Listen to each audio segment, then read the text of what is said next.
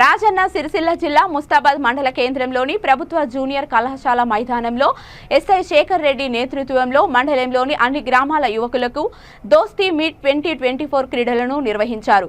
Kabaddi, volleyball వంటి క్రీడల్లో మండలంలో వివిధ గ్రామాల నుండి 30 జట్లు పాల్గొన్నాయి.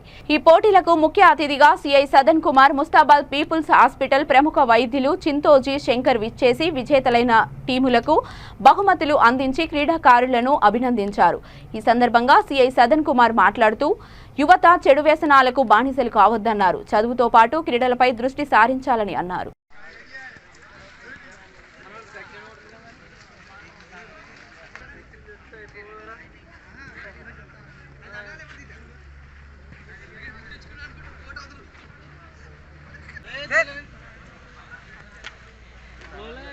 నేను కొనుకొచ్చుకున్నా తానికి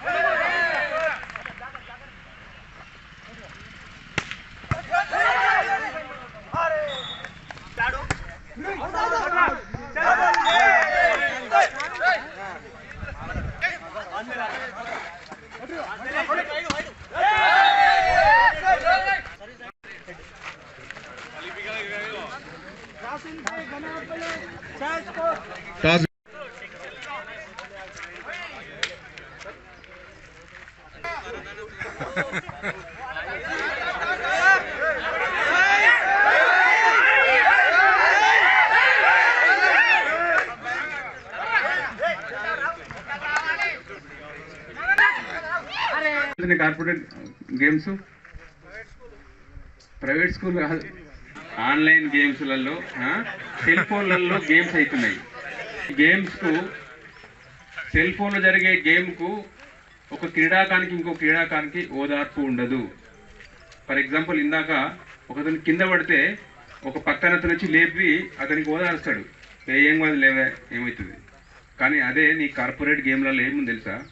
చంపుకునే ఉన్నది, వాళ్ళని చంపేయడమే టార్గెట్. మొత్తం అసలు ఎవరిని చూసినా ఫైరింగే, ఫైరింగ్ ఫైరింగ్ ఫైరింగ్, మొత్తం తుక్కు తుక్కు అన్ని.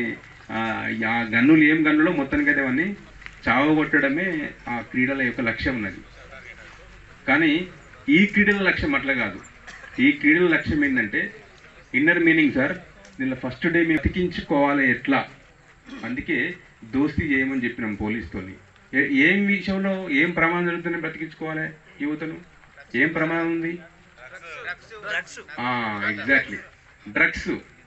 ఈ డ్రగ్స్ ఎట్లా వస్తున్నాయంటే మనకు తెలియకుండానే చాప కింద నీరులా పాకి ఏ మనిషిని ముట్టినా, ఏ మనిషిని టచ్ చేసినా, ముఖ్యంగా యువకులను, చాలామంది 90% బీటెక్ స్టూడెంట్స్